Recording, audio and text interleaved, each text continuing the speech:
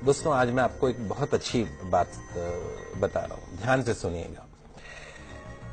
अगर मोहम्मद साहब की शिक्षाओं पर मनन किया जाए, मुस्लिम शिक्षा जो है उनकी शिक्षाओं पर मनन किया जाए तो दो बातें उनमें सबसे अहम है।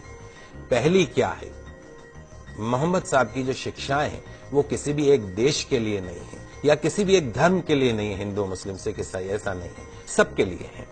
और दूसरी जो उनकी शिक्षाएं हैं, आज से 1500 साल पहले जितनी प्रासंगिक थी आज भी उतनी है। जीवन का कोई ऐसा पहलू नहीं जिसे बेहतर बनाने, अच्छाई को स्वीकार करने के लिए मोहम्मद साहब ने कोई संदेश न दिया हो। उनके संदेशों को गलत अर्थों में ले लें वो अलग बात है। उनकी जो बातें हैं वो इंसानों को सच की राह दिखाती हैं। अर्थशास्त्र, इकोनॉमिक्स भले ही ब्याज को मूलधन का किराया, शुल्क या कुछ और माने, लेकिन जो इस्लाम धर्म में ब्याज को ममनू माना गया, अनुचित माना गया है। इस्लाम के मुताबिक ब्याज एक ऐसी व्यवस्था है जो अमीर को और अमीर बनाती है और गरीब को और गरीब बनाती है। इस प्रकार ये एक शोषण का जरिया है। पवित्र कुरान स्पष्ट रूप से ब्याज को वर्जित मानती है। इंसानों के लिए कहा गया है, हे ईमान वालों, 2 गुना और 4 गुना करके ब्याज मत खाया करो, उस मालिक से डरो। ब्याज खाने से बरकत खत्म हो जाती है, ब्याज की कमाई से बरकत खत्म होती है, इससे इंसान द्वारा किए गए पुण्य भी खत्म हो जाते हैं। ध्यान रखें, ब्याज जो है वो धन को कम करता है, लेकिन दान पुण्य से धन कम नहीं होता।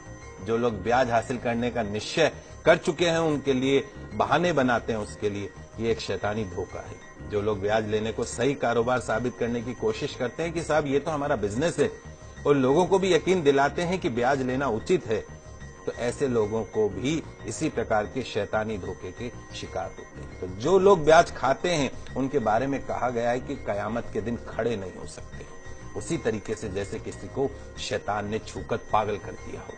यह इसलिए क्योंकि वे कहा करते थे कि व्यापार भी तो ब्याज के समान है। व्यापार को वैध कहा गया है, ब्याज को पूरी तरीके से अवैध कहा गया है।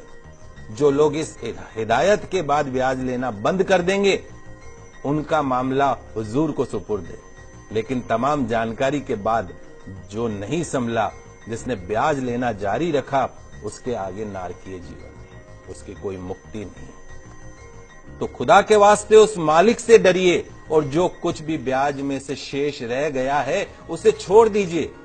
यदि तुम सच्चे दिल से ईमान रखते हो, ना तुम खुद जुल्म करो और ना तुम पर जुल्म किया जाए। अगर तुम्हारे पास धन हो तो जरूरतमंद लोगों को कर्ज दो, उन्हें वापसी के लिए कम से कम इतना तो समय दो कि कर्जदार इंसान उसे आसानी से वापस लौटा सके, आत्महत्या नहीं करे। किसी वास्तविक वो अवश्यम भावी जो मजबूरी होती है कि जानबूझ के कोई नहीं, लेकिन मजबूरी है, अगर उस मजबूरी में अगर वो तुम्हारा समय पर धन नहीं लौटा सके तो उस पर कभी सख्ती मत करो, उसका अपमान मत करो, गालियां मत दो, उसे और समय दो। रोजी कमाने का गलत तरीका, गलत साधन, गलत रास्ता मत अपनाइए। मालिक से डरते हुए, उसकी नाफरमानी से बचते हुए सही जायज हलाल तरीके अपनाइए। हराम रोजी के करीब भी